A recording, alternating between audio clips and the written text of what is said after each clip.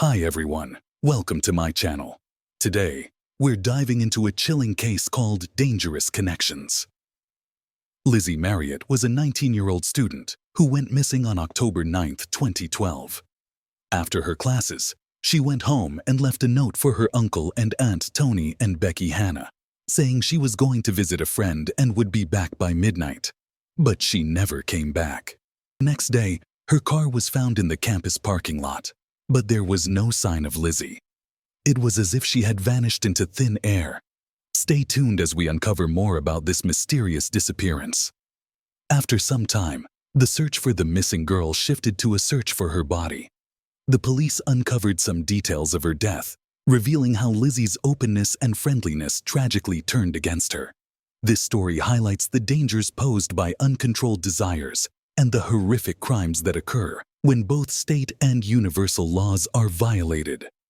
The freedom of one person ends where the rights of another begin, an undeniable truth in this tragic case. For Tony and Becky, Lizzi had become a full-fledged family member. To save on housing, she moved in with them during her studies at the University of New Hampshire. Lizzi loved marine animals, which led her to pursue a future in marine biology. She moved to Chester in the fall of 2012, leaving her parents Bob and Melissa Marriott in Massachusetts, though they still maintained close communication despite the 2-hour drive. Lizzi's gentle, kind, and sweet character endeared her to everyone. "I'm home," she would shout, bringing joy to her aunt and uncle's hearts. Lizzi enjoyed her new life and the unprecedented horizons that lay ahead. In her spare time, she worked at Target, where she quickly adapted and was well regarded. There she met 18-year-old Kate McDonald, and the girls quickly bonded, often hanging out after work. Lizzi had already visited Kate's apartment once, so when Kate invited her over again on October 9th, Lizzi agreed. They planned to spend the evening together, have dinner, and watch a movie. However, their solitude was interrupted when Kate's 30-year-old boyfriend, Seth Mazzalia, joined them. Lizzi didn't mind the company, finding their new acquaintance interesting due to their involvement in theater and Seth's shared alma mater, albeit in theater arts. Despite his job as a consultant in an electronics store, Seth had a rich background.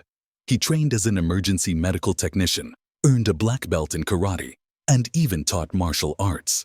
The evening promised to be enjoyable and end on a good note, but tragically, Lizzi never left the apartment again. When Lizzi didn't return by the promised time, her relatives decided to wait until the evening of the next day, assuming she might have stayed overnight at a friend's and gone directly to the university. However, when she didn't show up, her aunt and uncle grew worried and contacted her parents, who also had no information. After receiving the unpleasant news, Bob and Melissa Marriott headed to Chester, reporting their daughter's disappearance to the police and friends along the way. The investigation began with questioning everyone who knew her. Unfortunately, Lizzi's relatives didn't know where she had gone. However, her friends provided crucial information. Nate McIlwain, a friend, indicated that Lizzi might be with Kate McDonald. Detectives noted this and began checking the new information. It was found that there were no movements in Lizzi's bank accounts, and her phone was turned off.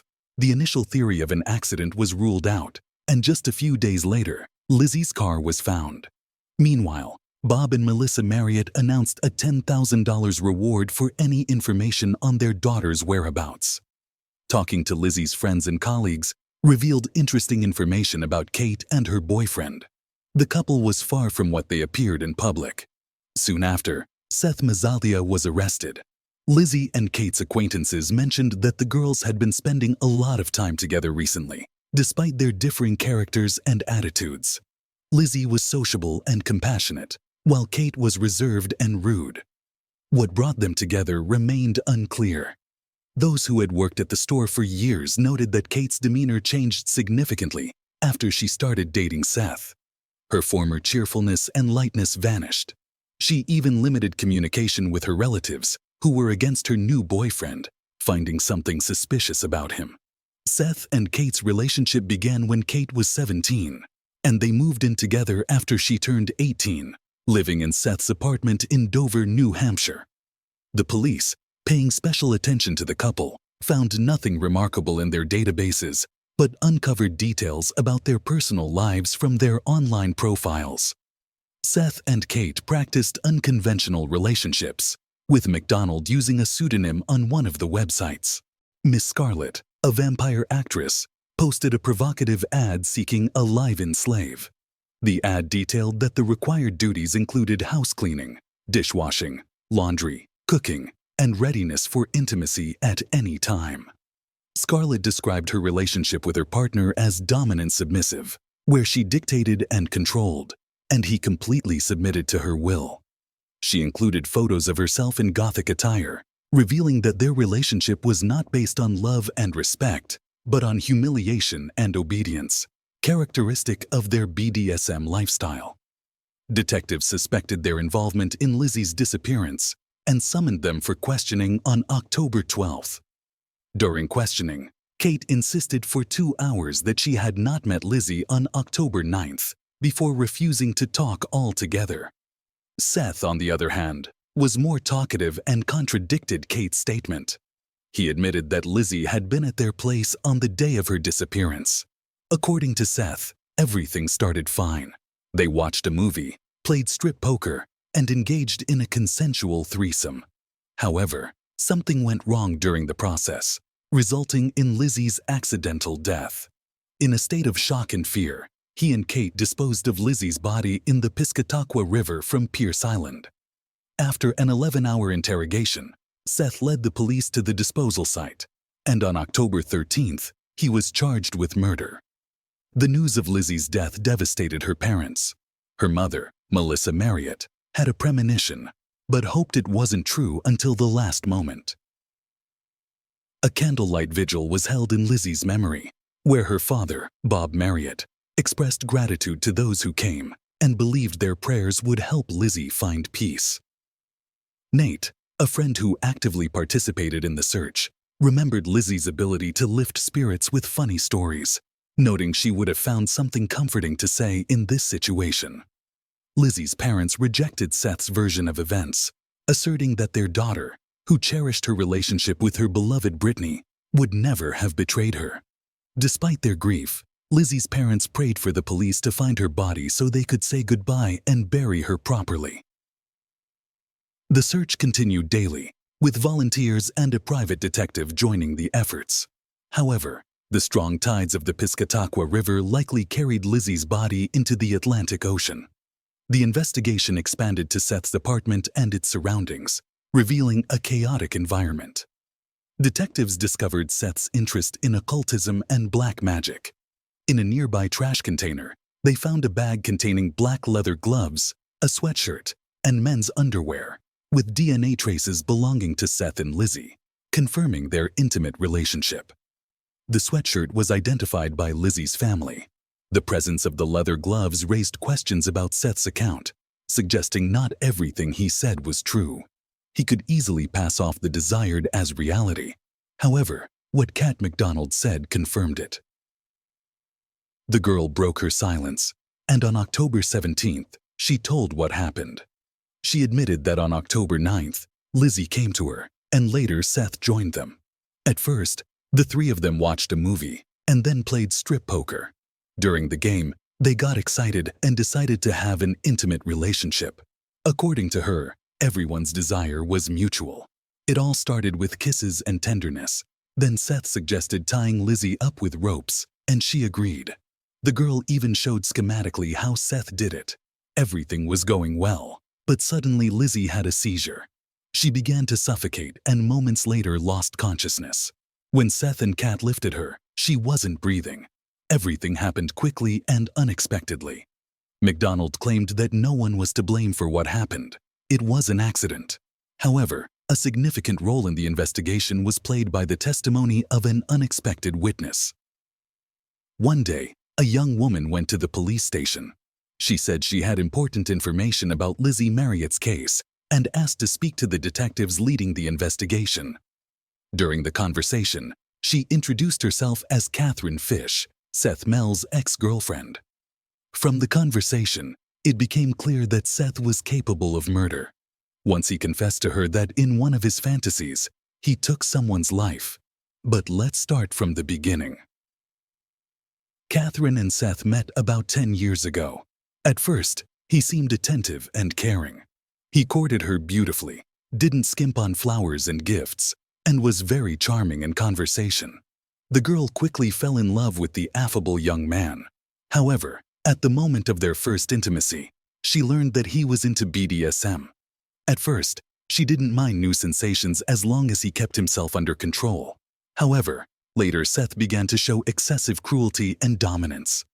He didn't want to be contradicted or stopped.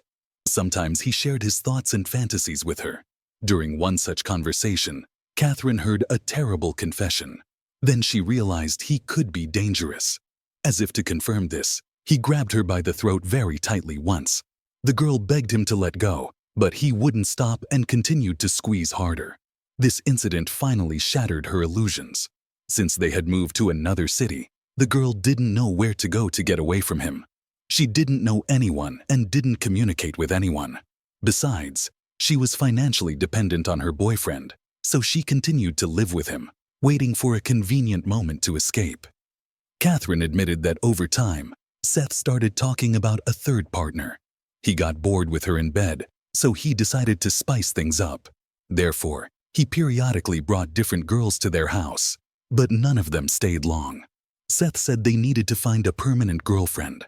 Catherine's life turned into hell. She admitted that Seth had frightened her so much that she didn't dare to escape. After a few months, gathering courage, she finally decided to run away. Catherine miraculously overcame the distance of 1,000 miles to get to her parents' house. But that's another story. She never saw her ex-boyfriend again. In May 2014, Seth appeared in court. The prosecution believed that the defendant was guilty not only of intentional murder, but also of taking advantage. Several people testified against him shortly before the trial. Among them was Kat McDonald. 2 months after Lizzi's death, she too was arrested and was in custody. She was charged with obstruction of justice and investigation. The girl had plenty of time to analyze what had happened and understand whom she was covering for. Initially, while behind bars, she and Seth were actively corresponding. The lovers dreamed of escaping and going to another country where there were no extradition laws. They wanted to get married and have children. However, their escape plan suffered a setback. In the winter of 2012, Seth persuaded his cellmate Ryan Bachman, who was soon to be released, to help him. Seth gave him access to his bank account. Bachman was supposed to withdraw money, buy drugs with it, and sell them, thereby increasing the initial capital. With this amount, they planned to buy weapons, 2 cars, explosives, and a boat. However, the friend decided to use the money for his own purposes. Moreover, authorities learned about the plan. After that, Seth abandoned the escape plan and sent Kat a letter suggesting they meet in the afterlife. He sincerely believed that death was not the end of life. Perhaps in this way, he hinted to the girl about ending her life. In any case, time helped McDonald. Her thoughts cleared up. Therefore, when in 2014 the prosecutor's office offered her a favorable deal, she agreed without hesitation. According to it, the suspect had to tell the truth about what happened in the apartment on the evening of October 9th. In return, the threatened 20-year prison sentence was reduced to 3. A fairly advantageous offer considering the circumstances that became known to the investigation. Afterward, the girl admitted that she was very afraid of Seth and obeyed him in everything. He gradually suppressed her will and deprived her of independence. A month and a half before the tragedy, the guy sent her a message ordering her to find a third partner as soon as possible because he didn't want to be alone while Kat was away. The thing is, the girl had 10-day theater tours scheduled. However, McDonald never found a replacement for herself. Over time, the tone of Seth's messages changed from orders to threats, and he promised terrible retribution if she didn't do what he wanted. At the very least, Kat had to bring one of her friends with whom he could carry out his plan. To fulfill the order, Kat invited Lizzi over. She agreed easily because she had been a guest at her place once and trusted her. To ensure that the girl came without hesitation, McDonald kept silent about the fact that they wouldn't be alone. Seth liked the presumed partner. He had seen her photos before, so he eagerly awaited the appointed hour. Imagine the disappointment and anger the guy felt when the evening didn't go as planned.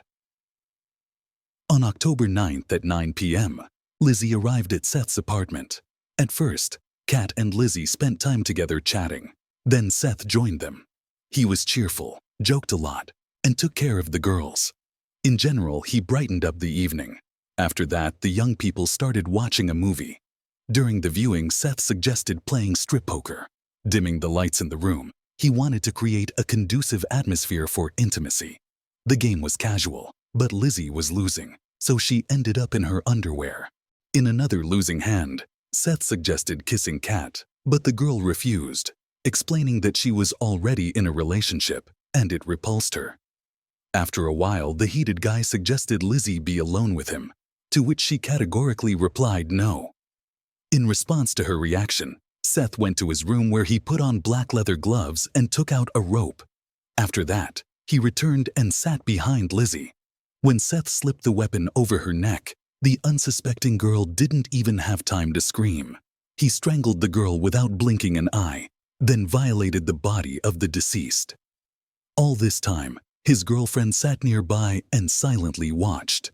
Kat explained that she was very scared.